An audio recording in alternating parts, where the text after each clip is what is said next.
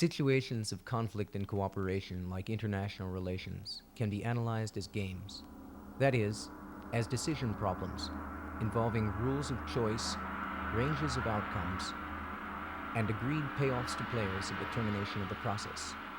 Games like tic-tac-toe are called games of perfect information.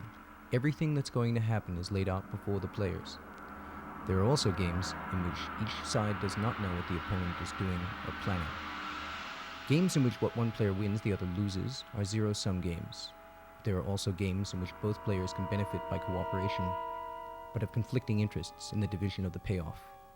International relations is that kind of game, of partial conflict and partial cooperation. All nations lose in the event of war. Game theorists have illustrated that situation with the metaphor of the prisoner's dilemma. The name of this game reflects the situation of two outlaws who have been captured and are interrogated separately. To be convicted, at least one must confess. An interrogator presents the alternatives to each in isolation. Here are the possible outcomes. If neither prisoner confesses, both go free. If one moves to cooperate and does not confess, and the other does confess, the cooperator dies and the defector is rewarded. If both defect or confess, both are jailed.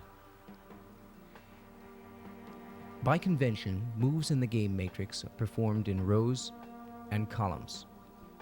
Outcomes are produced where row and column moves intersect. If row moves to cooperate and column moves to cooperate, both go free. If row moves to cooperate and column moves to defect, row is killed and column gets the sucker payoff. If row moves to defect and column moves to cooperate, column is killed and row gets the payoff. And if both move to defect, both are jailed. The dilemma is, what is the rational solution?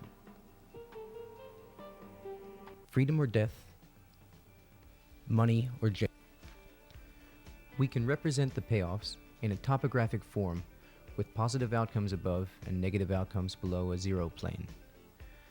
Here is Row's cooperative move. Row looks for the move that offers the best outcome in any possible encounter. In accordance with the sure thing principle, Row's best move, or dominating strategy, would seem to be defection. In either possible encounter with column, Row appears to gain by defection.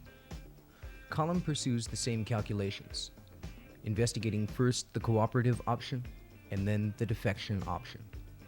In either case, column 2 would seem to do better by defecting. As a result of mutual defection, both prisoners land in jail.